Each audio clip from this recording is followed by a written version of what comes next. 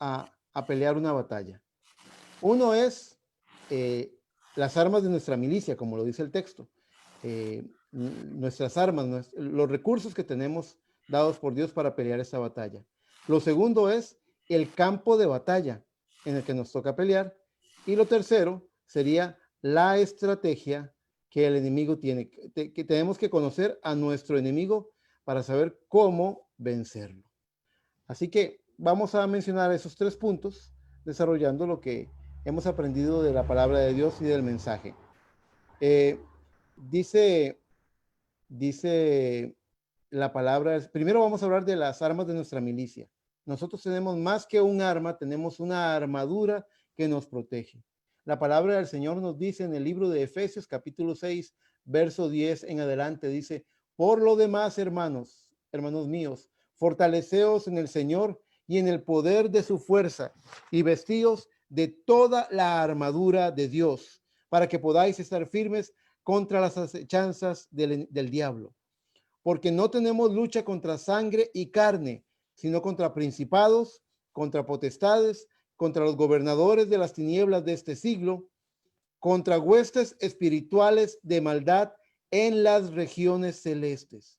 Por tanto, tomad toda la armadura de Dios para que podáis resistir en el día malo y habiendo acabado todo, estar firmes.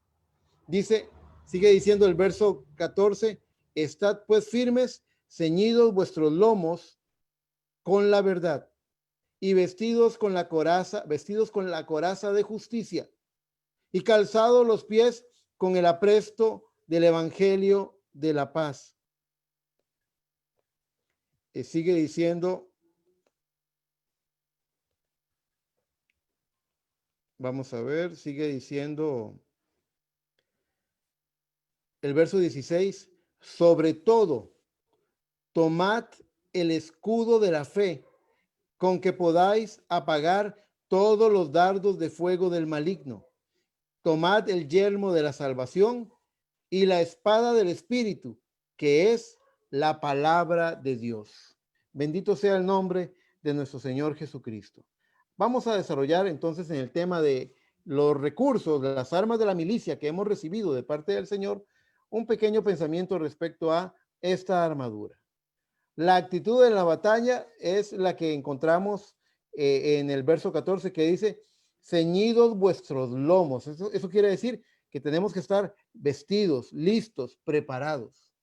El mensajero, el hermano Branham, hace una comparación de este texto, de esta parte, este verso 14, de estad pues firmes, ceñidos vuestros lomos y vestidos con la coraza de justicia, lo compara con lo que ocurrió en Éxodo 12, en la última plaga, la muerte de los primogénitos. Dice que cuando Moisés dio la instrucción ante esta plaga, se le dijo a cada hombre que matara al cordero, que preparara el cordero, que tenía que estar ceñido sus lomos, vestido, con calzado en sus pies, con el bordón en la mano, listo para partir, que tenía que comerlo como pan de angustias, desesperadamente. En aquel día que los primogénitos de Egipto estaban muriendo, el profeta elabora un drama y dice que un muchacho, un niño hebreo le preguntaba a su papá, papá, ¿estás seguro? ¿Estás seguro de que esta plaga que está matando a tantos no va a llegar a mí?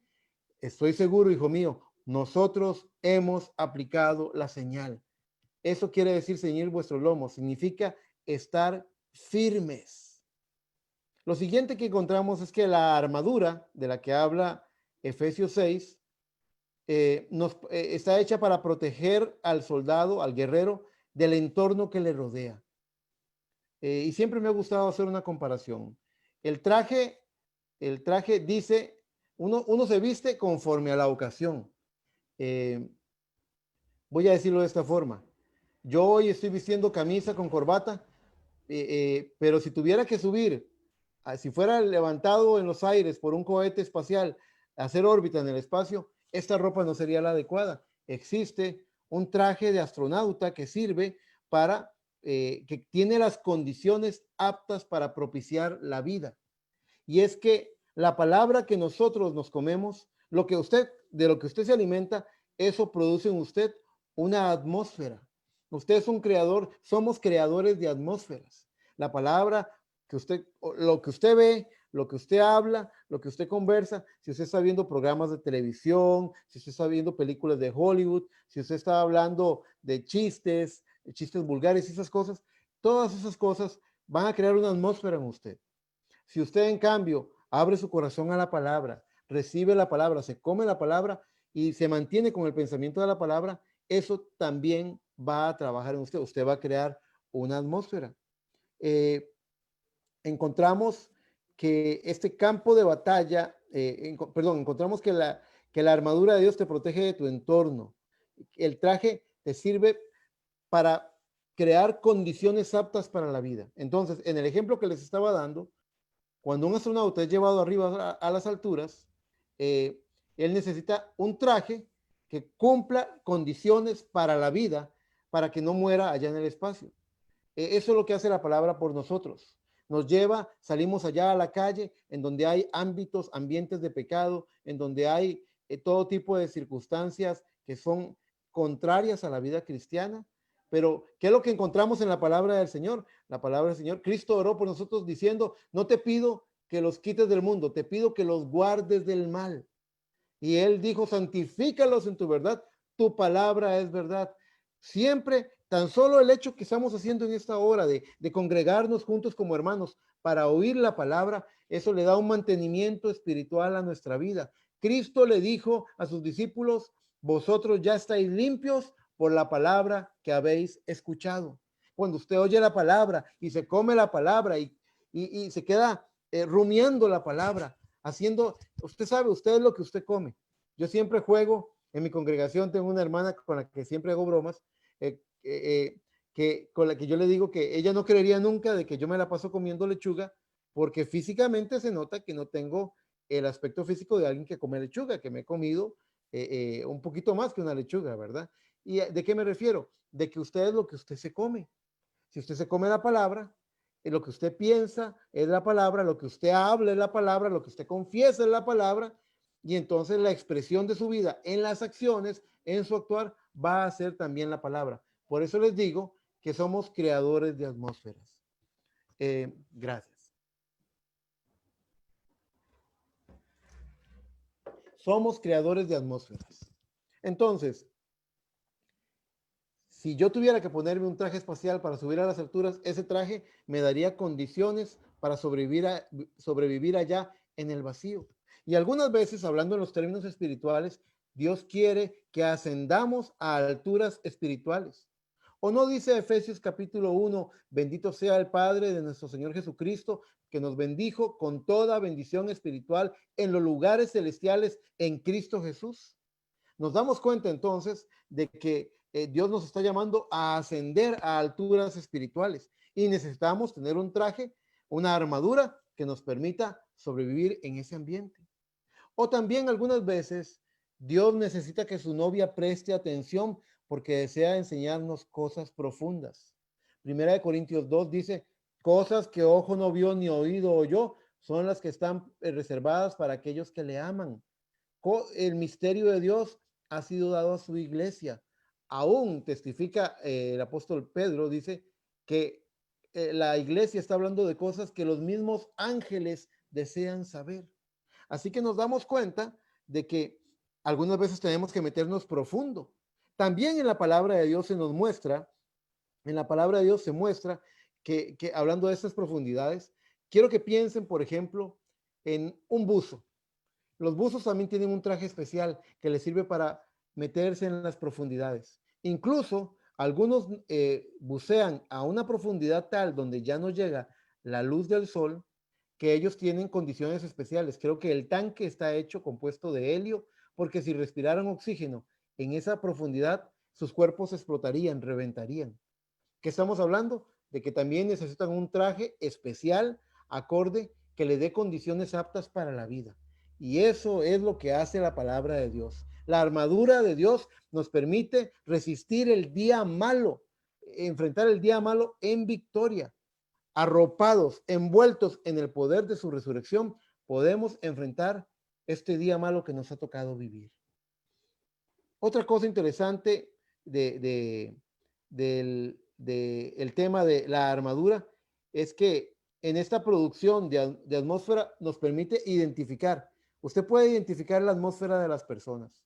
Usted entra a una casa o entra a una habitación o llega a un lugar donde usted trabaja y usted va a encontrar a gente y usted sabe que ahí está pasando algo. Hay gente, se siente una atmósfera de que la gente está discutiendo o está enojada, o usted se encuentra con alguien y usted siente una atmósfera de alguien que está abierto, amigable.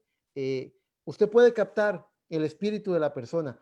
Somos generadores de atmósferas y tiene que haber condiciones aptas para la vida en esa atmósfera. Por ejemplo, el planeta Tierra, si no tuviera esta cercanía exacta que tiene con el Sol, si fuéramos un poquito más cerca, seríamos como Venus, que sería como un infierno. Y si estuviéramos un poquito más largo, seríamos como Marte, que es un planeta helado y muerto. Pero estamos en el punto exacto donde la luz del Sol nos da el calor para la vida.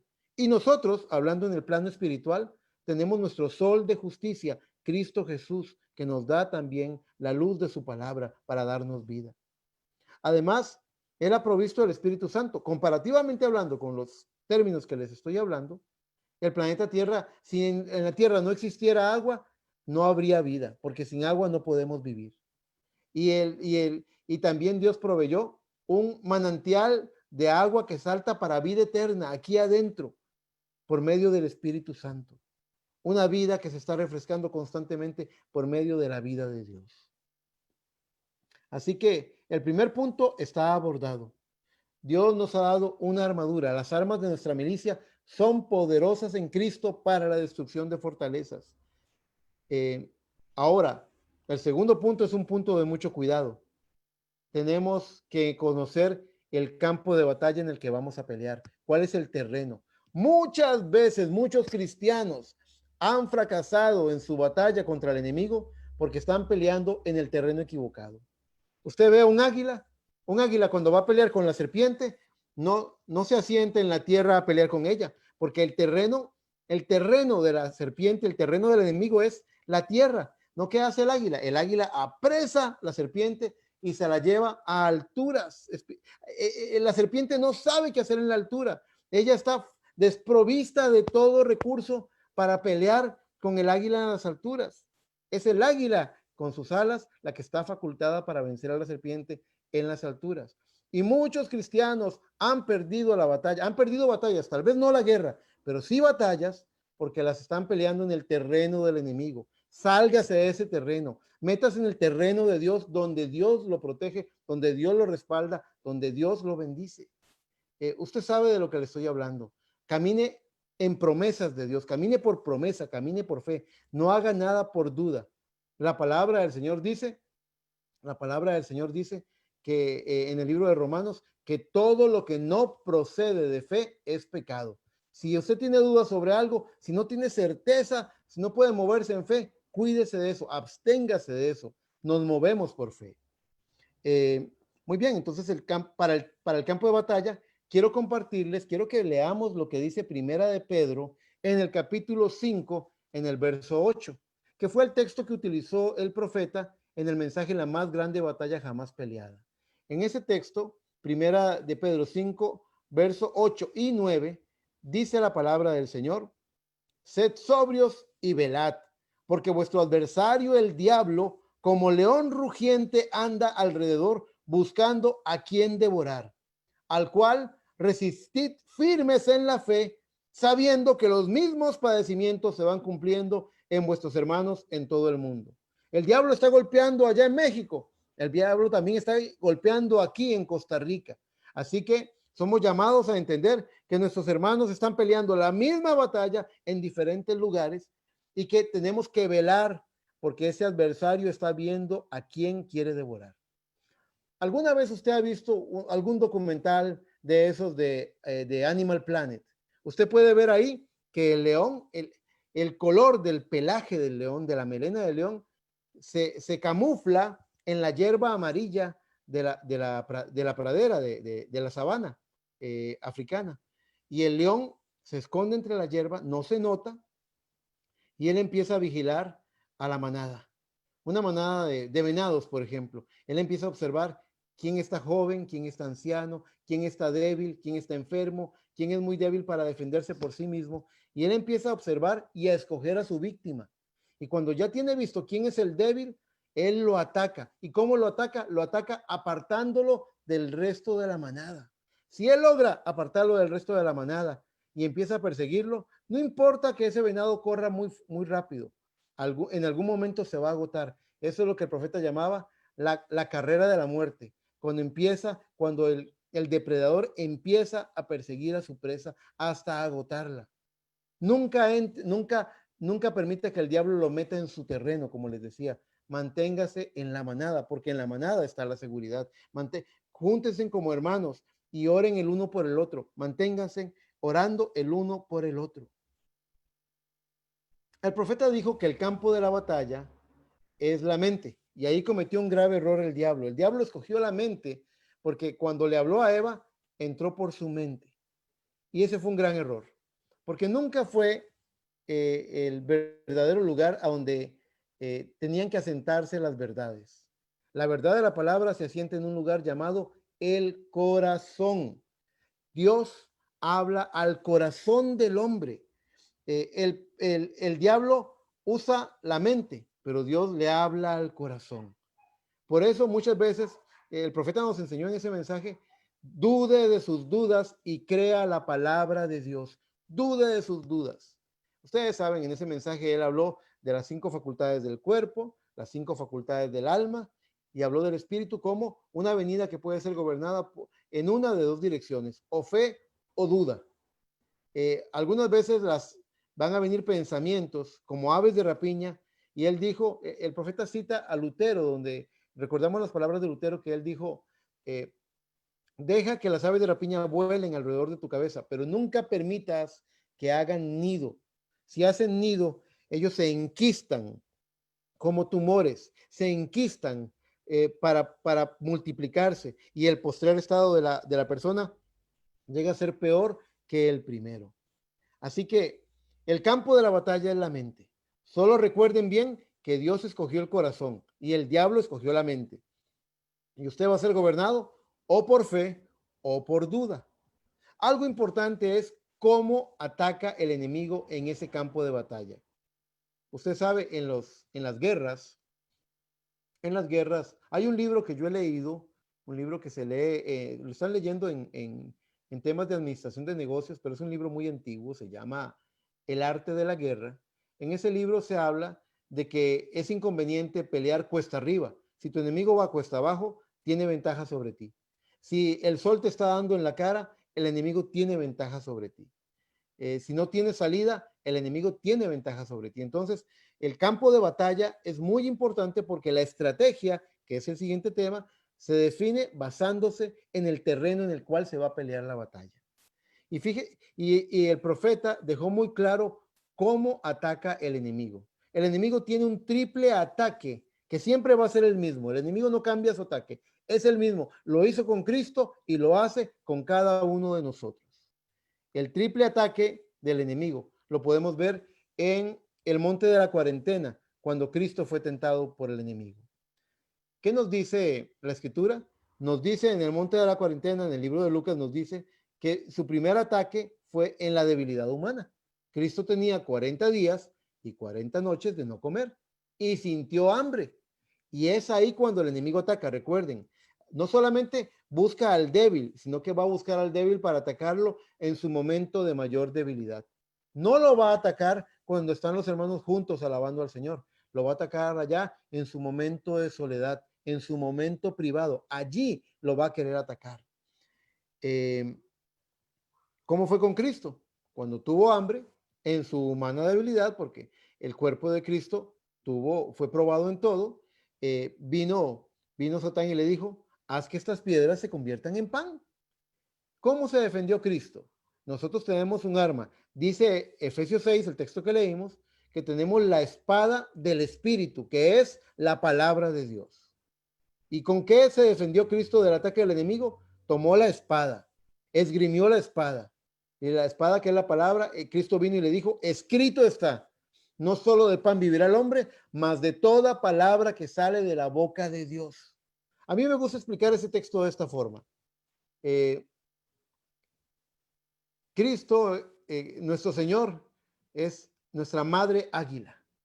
Y usted sabe, nosotros somos aguiluchos, los creyentes de este tiempo del fin no necesitamos leche, sino que estamos preparados, facultados, ordenados desde antes de la fundación del mundo para poder comer alimento sólido, carne.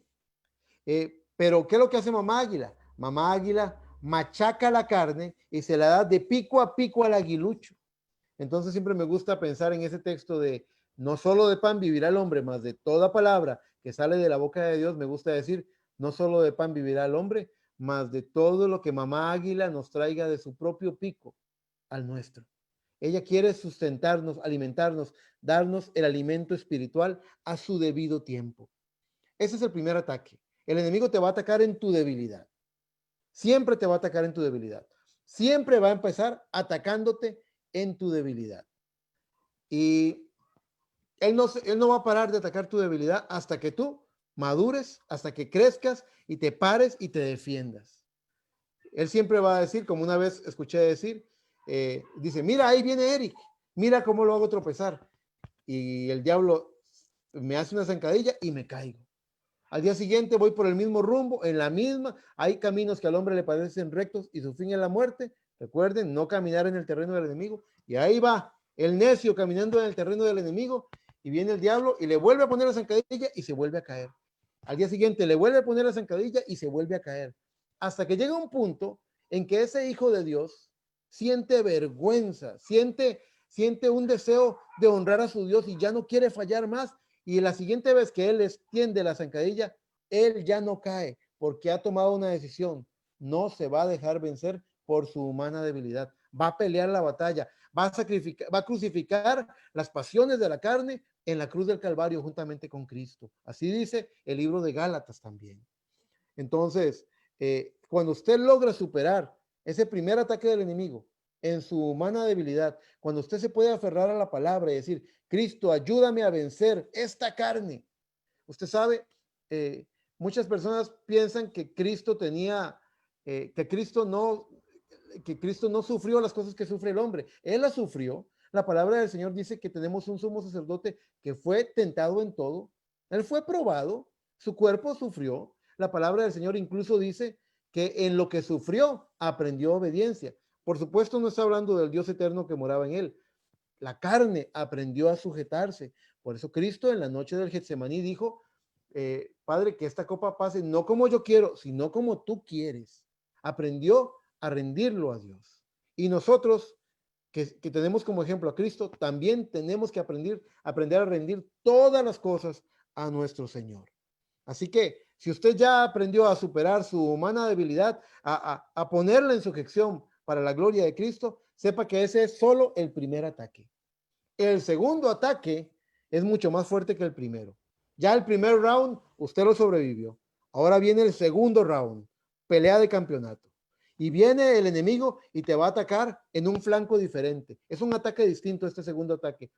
Te va a atacar en tu orgullo, en tu vanidad, en tu orgullo. Ay, ¿cuántos han caído por el orgullo? El orgullo es una cosa terrible, hermanos.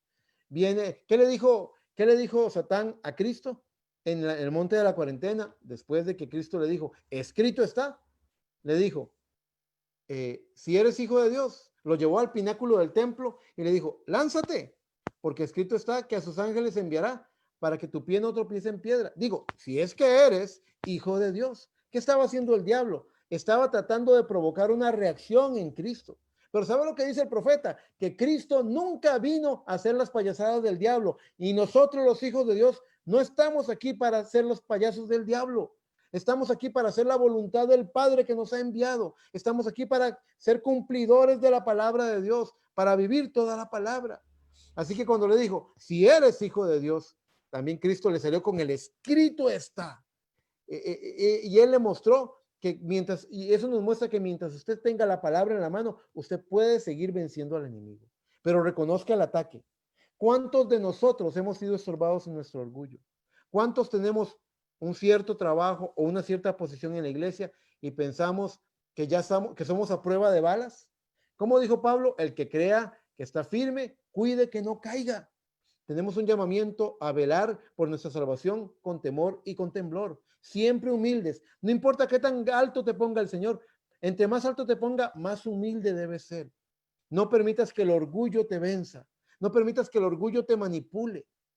El profeta nos enseñó eso, eh, dijo que Cristo tenía un paradigma en su vida, tenía una ley en su vida. El Hijo hace lo que ve al Padre hacer primero. Y que nosotros somos iguales a Él. Tenemos que seguir el ejemplo de Cristo. Tenemos que ser guiados. Si yo, Eric Chacón, pastor del Tabernáculo Emanuel, ministro del Evangelio, alguien viene y me dice, vaya y ore por aquel enfermo. Digo, porque usted es pastor, vaya. Si es que usted es pastor, vaya y ore. Yo podría venir bajo arrogancia humana, con orgullo, y como soy pastor voy a orar y tal vez no ver ningún resultado, porque fue don Manuel o don Pedro el que me mandó a orar. Pero si voy en el nombre del Señor Jesucristo, porque es Cristo el que me ha enviado, los resultados van a ser otros, diferentes, absolutamente más poderosos. Asegurémonos de que estamos haciendo las cosas guiados por Dios. No dejemos que el orgullo nos mueva.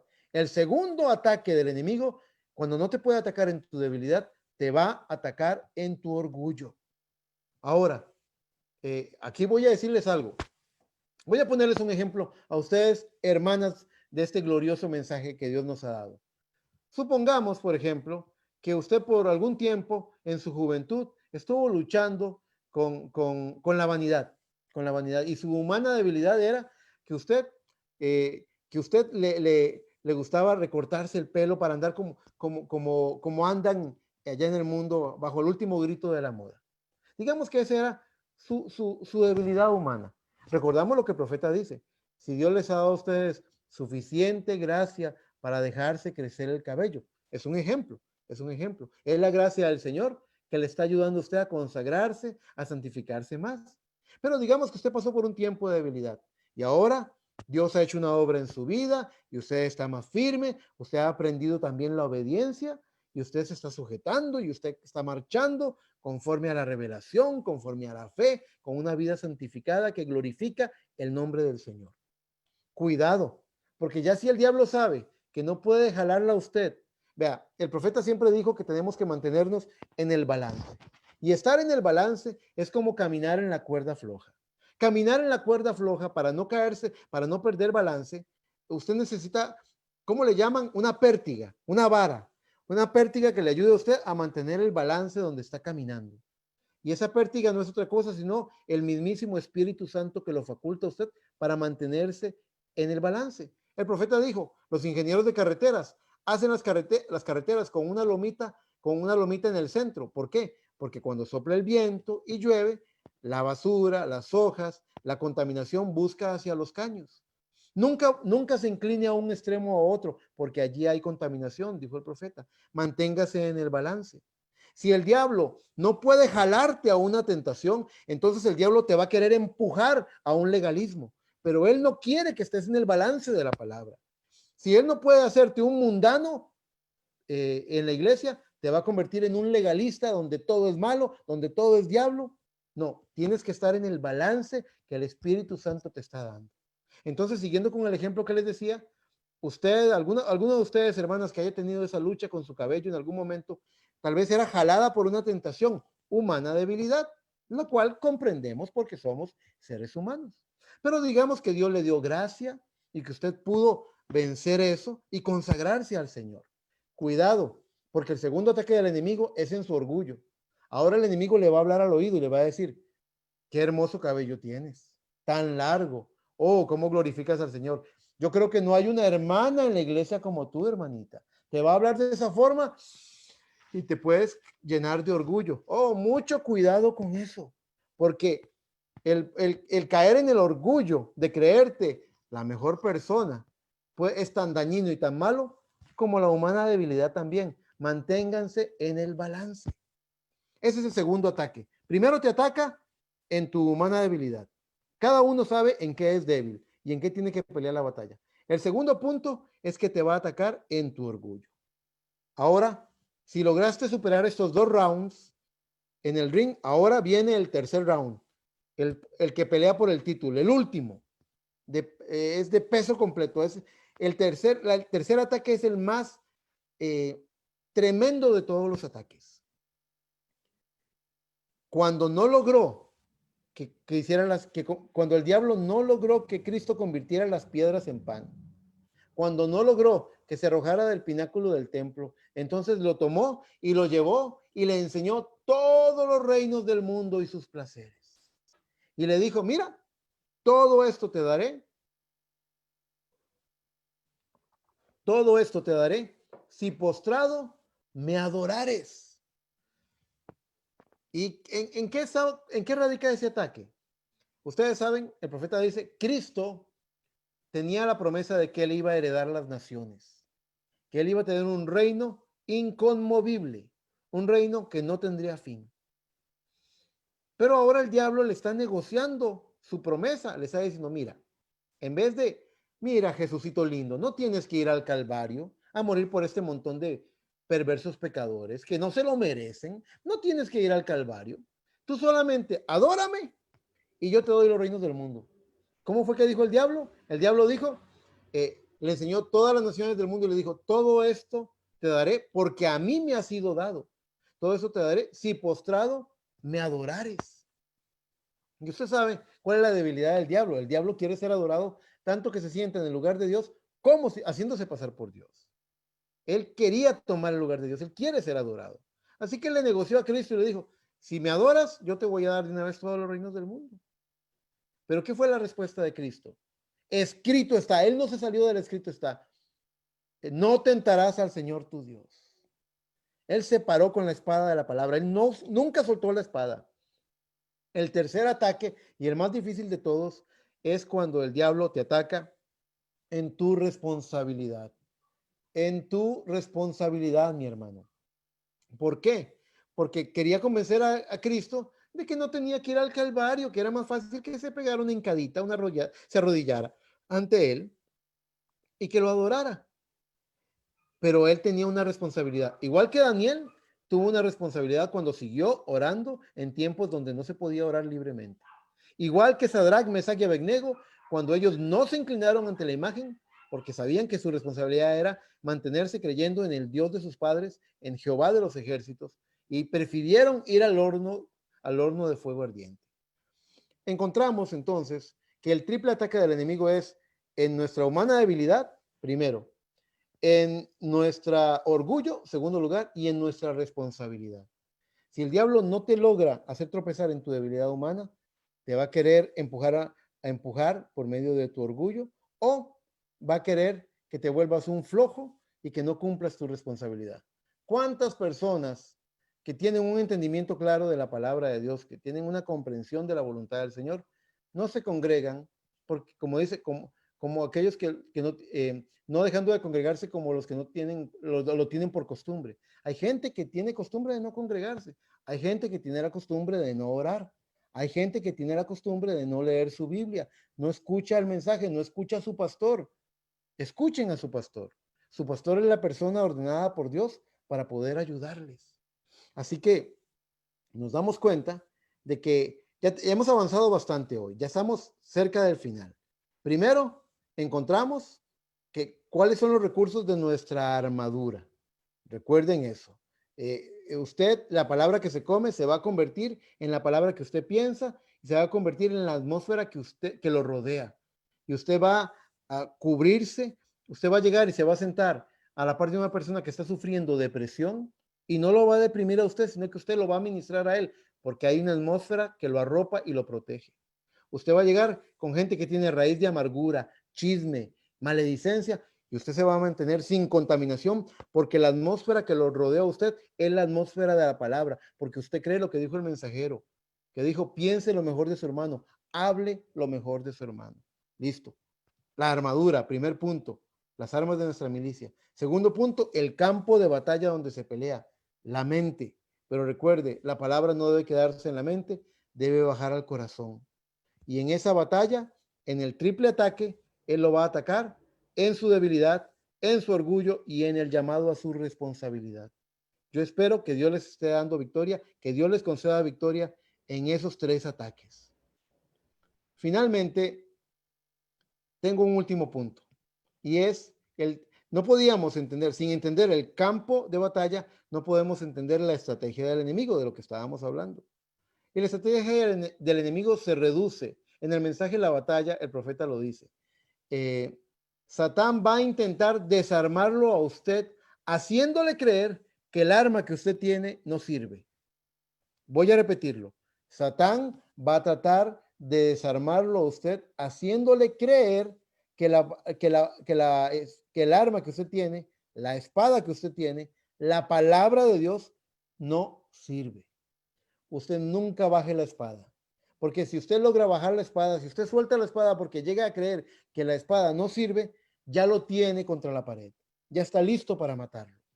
Usted manténgase con la guardia en alto, con la espada arriba, peleando la buena batalla. Nunca, nunca descrea la palabra de Dios. Él quiere hacerlo creer a usted que su arma no funciona. Y si él logra hacerlo, ya lo venció. Tal y como lo hizo con Eva. Él logró sembrar una duda sobre la palabra de Dios en Eva y eso fue suficiente para que el pecado y la muerte entraran a la humanidad. Usted es llamado a mantenerse en la palabra, a ignorar, a darle la espalda al enemigo. No le preste atención a la voz del enemigo. Rechace esa voz en usted. Que no le vaya a pasar lo que le pasó a Eva. Entonces, vea cómo tenemos. Ahora, no quiero llevarlos a un objetivo final. Ya hemos hablado muy bien de la armadura, del campo de batalla y de la estrategia del enemigo. Pero quiero darles adicionalmente, quiero que veamos qué es lo que está en juego en esta batalla. ¿Por qué tienes que ganar esta batalla? ¿Y por qué escogí el texto de 2 Corintios 10 que habla sobre la destrucción de fortalezas? Hay dos cosas muy importantes que usted quiere, que todo creyente debe querer. Yo creo que esto es una experiencia universal y les voy a hablar de eso. Yo creo que todos nosotros estamos viendo lo mal que está el mundo y todos nosotros queremos ver ese reino de Dios venir, ese reino inconmovible y eterno venir sobre nosotros. Todos queremos ver a Jesucristo venir por su iglesia. Todos anhelamos ver la segunda venida de Cristo y el rapto de la iglesia. Ahora, ¿por qué les digo esto? Se los digo porque la palabra de Dios nos dice en Hebreos 10:12, en Hebreos capítulo 10, verso 12, dice, pero Cristo, habiendo ofrecido una vez para siempre, es decir, que Él no va a estar una y otra vez, sino que habiendo ofrecido una vez para siempre un solo sacrificio por los pecados, se ha sentado a la diestra de Dios. De ahí en adelante, dice, Cristo está esperando. ¿Qué cree usted que Él está esperando? Dice, esperando hasta que sus enemigos sean puestos por estrado de sus pies. Quiero que piense por un segundo de qué enemigo estoy hablando. Cuando el pueblo de Israel entró a la tierra prometida, había amalecitas, eteos, amorreos, jebuseos. Había una serie de enemigos que vencer.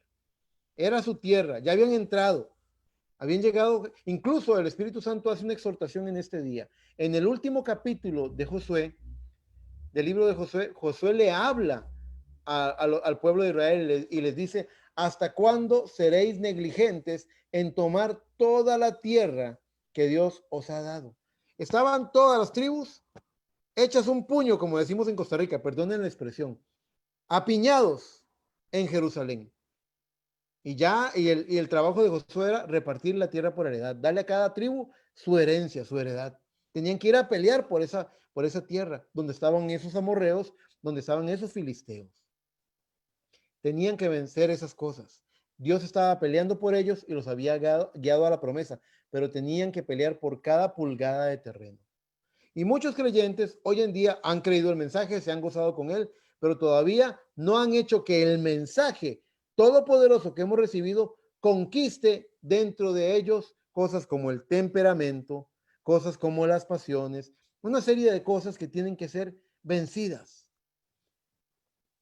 Así que siempre yo recuerdo cuando pienso en estas cosas, pienso en el joven rico. Les voy a decir por qué. El Evangelio dice que cuando Cristo vio al joven rico, lo amó. Dice que sintió amor por él. Ese joven rico le dijo, maestro bueno, ¿qué debo hacer para heredar el reino de los cielos? Para tener vida eterna. Y él le dijo, dice que viéndolo, lo amó y le dijo, los mandamientos conoces, no hurtes, no hurtes, no mates, no mientas, honra a tu padre y a tu madre. Y él le dijo, todo esto lo he guardado desde mi juventud. ¿No se parece eso a la condición de muchas personas en el mensaje que han tenido una vida buena y moral, pero que saben que todavía hay algo que no ha sido conquistado? Cristo dice que mirándolo le amó y le dijo, una cosa te hace falta. Y a mí me gustaría traer esto a reflexión. Caramba, si yo oyera que Cristo me dijera, te hace falta una cosa nada más, yo iría corriendo a arreglar esa cosa para estar completamente bien con Dios. Pero muchas veces, ¿cuántas veces usted ha escuchado que alguien dice, aquel hermanito es bueno, lástima el temperamento, aquella hermanita es buena, lástima su debilidad, lástima el chisme, lástima esto o aquello? Una pequeña cosita, una pequeña zorra que está dañando la viña del Señor, una pequeña cosa que estamos descuidando. Cristo le dijo, solamente una cosa te hace falta. Si fuera de usted o de mí que está hablando, ¿qué sería lo que le hace falta? Bueno, Cristo está esperando. Cristo ya murió en la cruz del Calvario. Cristo ya derrotó a los principados y potestades, exhibiéndolos públicamente en la cruz del Calvario. Y tomó el acta de decretos en nuestra contra y la clavó en esa cruz. Nos declaró inocentes. Cristo ya pagó el precio. Cristo venció por nosotros. Él es el vencedor. Y nosotros, dice la Biblia, somos más que vencedores por medio de aquel que nos amó. Nosotros no somos vencedores, somos más que vencedores. Caramba, es una gran promesa la que tenemos. Pero vea lo que dice la palabra. Que Él está sentado en el trono esperando a que todos sus enemigos sean puestos por estrado de sus pies. Le pregunto, ¿qué cosas hay en su vida que se han enquistado y se han resistido con el paso del tiempo?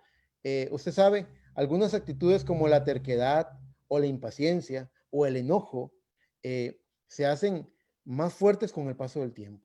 Conforme vamos entrando en la edad adulta, nos vamos haciendo más ancianos o nos hacemos más impacientes o nos hacemos más bravos. Algo como que la carne no está sujeta todavía. Todavía no vemos esa dulzura del Espíritu Santo en la persona, en ese hermano o en esa hermana, en nuestra propia vida. Así que de lo que les estoy hablando es de que hay un objetivo. Eh, lo que está en juego en la batalla es que los que estamos esperando que Cristo venga, debemos recordar que Él está esperando a que todos sus enemigos sean puestos por estrado de sus pies. Nos toca a nosotros, los que hemos recibido nuestra tierra prometida, ese bautismo del Espíritu Santo, llevar cautivo todo pensamiento, toda emoción, toda cosa contraria, traerla cautiva a Cristo. Tenemos que tenemos que vencer esas cosas por medio de la victoria que Él nos ha regalado. Y lo segundo, yo les hablaba de dos objetivos. Uno, todo aquel que quiera ver a Cristo venir en su segunda venida, es el primer interesado en traer cautivos a estos enemigos al estrado de los pies de Cristo y decirle, Señor, hoy vengo ante tu altar, hoy vengo a tus pies a dejarte mi ira, porque he sido un hombre muy iracundo, porque se me ha revelado lo que dijo Santiago, que la ira del hombre no obra la justicia de Dios. Señor, perdóname, quiero dejar aquí mi enojo, quiero rendirlo ante ti. Y el Espíritu Santo va a pelear la batalla con usted y le va a permitir vencer esa ira, ese enojo.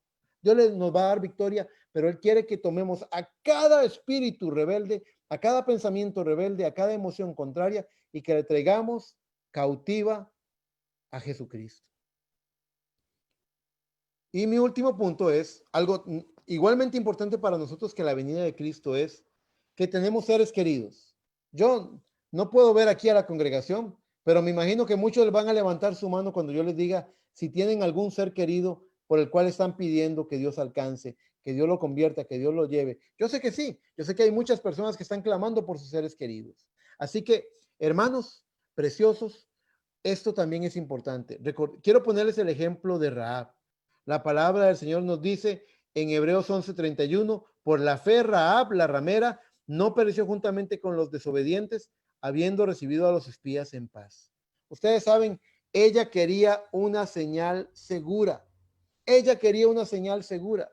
Ella dijo, así como Dios le dio a ustedes una señal roja allá en el dintel de sus puertas al salir de Egipto, yo quiero que me dé a mí una señal también. Y le dio el hilo de grana. Le dijo, deja que este cordón de grana cuelgue acá. Y trae, y ella dijo, quiero que salven. Vea, ella tuvo una fe muy grande. Ella dijo, quiero que me salven a mí y a toda mi familia. Y ellos le dijeron, mételos en tu casa. Mételos en la promesa, mételos en la casa de la fe, como lo hizo también Cornelio, que trajo a sus amigos, allegados, vecinos, familiares, y la casa estaba llena cuando Pedro llevó el mensaje. Mételos en la casa de la fe, métalos bajo ese refugio, bajo esas promesas. Hubo un hombre, el carcelero de Filipos, en Hechos 16, que preguntó, ¿qué debo hacer para ser salvo?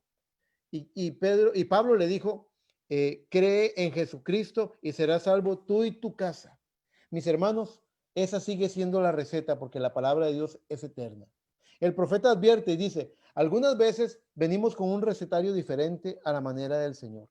Viene alguien a la iglesia y le decimos, usted tiene que dejar de vestir pantalones, usted tiene que empezar a vestir en aguas, usted tiene que dejarse crecer el cabello, usted hombre tiene que quitarse ese piercing, y empezamos a hablar de las cosas, estamos hablando de los síntomas, no de la verdadera enfermedad, no de la causa del mal. La causa del mal es la incredulidad. El veneno mortal del pecado es la incredulidad.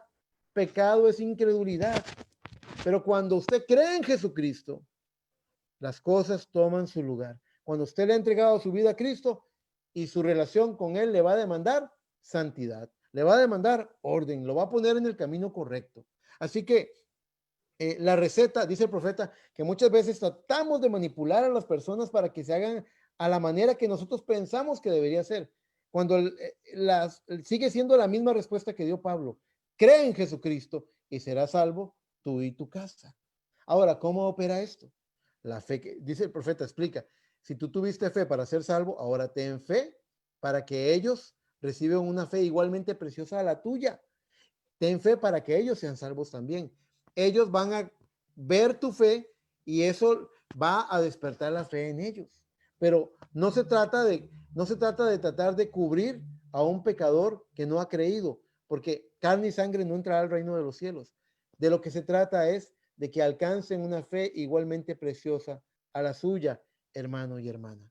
Entonces es aquí donde quiero darles el enfoque de la destrucción de fortalezas. Rahab era una mujer que estaba atrapada. Ella estaba atrapada en Jericó. Y no solamente estaba atrapada por esos gruesos muros que parecían inexpugnables. La palabra del Señor dice en el capítulo 4 de Josué que el rey mandó a cerrar las puertas de Jericó y nadie entra y nadie sale. Y estaban enclaustrados, encerrados en esos muros. Y ya Dios había determinado la victoria de Israel sobre Jericó. Ya le había dado el mandamiento a Josué y ellos habían empezado la marcha alrededor de Jericó. Y esta mujercita, quiero que se imaginen a Rahab. Rahab estaba presa. Rahab estaba atrapada. No solamente estaba atrapada en un muro, estaba atrapada en una mala reputación. Ella era vista quizás por el resto de las mujeres de Jericó como la mujer más vil, la mujer más mala. Ella estaba atrapada por un pasado que la encadenaba. Ella estaba atrapada por una reputación. Ella estaba cautiva. Estaba encerrada en una tremenda fortaleza de paredes que no eran de piedra. Paredes que estaban hechas de recuerdos, de pasados, de chismes, de murmuraciones, de tantas cosas. Ella era una víctima que estaba apresada, atrapada.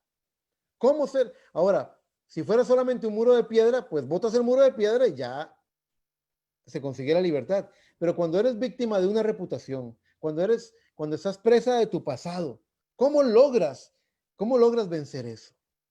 Y dice que quiero que se imaginen a Rahab todos los días en la mañana asomándose por la ventana donde estaba ese cordón de grana y ver al pueblo de Dios marchando. Y ella los veía y decía, ellos son libres. Dios los está guiando. Dios pelea sus batallas. ¿Cómo quisiera yo ser libre? ¿Cómo quisiera yo marchar con ellos? ¿Cómo quisiera yo ser parte de ese pueblo? Les voy a decir algo. Han habido ocasiones, recuerdo varias ocasiones en las que alguien visita la iglesia. Recuerdo haber hablado con alguna señora o señorita que visitaba la iglesia y me decía, hermano, cuando yo veo a las hermanas, cómo se han consagrado, cómo visten, cómo han cuidado, cómo han, toda su apariencia y todo, yo digo yo, se ven tan lindas. Le digo yo, ¿usted las ve lindas? Y me dice, las veo preciosas, se ven tan lindas, se ve que son del Señor. Digo yo, ¿y usted no se podría ver así? Y me dicen, no, hermano, yo no podría verme, jamás podría verme, me siento acomplejada, jamás podría verme bien así. Es decir, que ella puede ver a otras sirviendo al Señor así como lindas, hermosas, pero ella tiene un complejo. Hay una fortaleza espiritual que tiene atrapada a esa persona. Yo tengo hermanas en la iglesia que me decían, antes de entregarle su vida al Señor, decían que cuando iban a la iglesia y veían a las hermanas, luego llegaban a su casa, estando en el mundo, o sea, apenas visitando la iglesia, y decían que cuando se quitaban las argollas de sus orejas, mirándose en el espejo, decían que se sentían como desnudas, que no se veían, se sentían muy mal sin eso. Había una fortaleza espiritual ahí que las estaba atrapando. Ahora, vuelvo a decir lo que dijo el profeta. Apliquen Hechos 16:31. Cree en Jesucristo y serás salvo tú y tu casa. Lo que nos toca es brillar. ¿Cuál fue el gran mensaje poderoso que nos enseña la historia de la caída de Jericó? La instrucción de Dios fue, marchen detrás del arca del pacto. Síganla en silencio, marchen, no digan una palabra. Y en el séptimo día den 7 vueltas y en la última vuelta, cuando Josué diga gritad, griten en el nombre del Señor y los muros van a caer. Cada día que ellos marchaban detrás del arca del pacto, cada día que esos levitas llevaban en sus hombros el arca del pacto, Rahab, que era la simiente predestinada, estaba viendo el mensaje. Qué pueblo más obediente, qué pueblo más disciplinado. Qué tremendo, vea como dice la palabra en el Cantar de los Cantares. ¿Quién es esa que se levanta como el alba? Como ejércitos en orden, dice. Un pueblo que ha recibido la disciplina del Señor. Un pueblo que ha aprendido a amar la palabra, el premio de la obediencia. Porque obediencia perfecta te dará derecho al Espíritu Santo. Y vean y Rahab veía con lágrimas en sus ojos, veía a ese pueblo libre, respaldado por Dios marchar. Y ella decía, ¿qué daría yo por ser uno de ellos? Mis hermanos, ella necesitaba ser libre de una prisión más terrible que esos muros de piedra. Ella tenía que dejar atrás su pasado, ella tenía que dejar atrás su reputación, ella tenía que dejar atrás los juicios, los chismes, los comentarios, las burlas, todo lo que la dañaba. Ella tenía que dejar esas cosas y venir a ser parte del pueblo del Señor.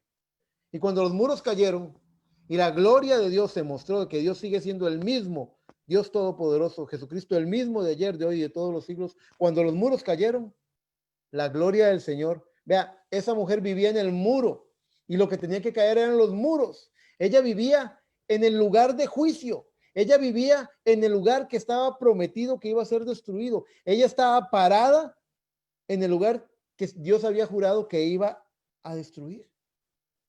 Y fue salva, ella y toda su casa. Y ella llegó y se metió entre las huestes del Señor, entre el pueblo del Señor, fue recibida como una de ellos.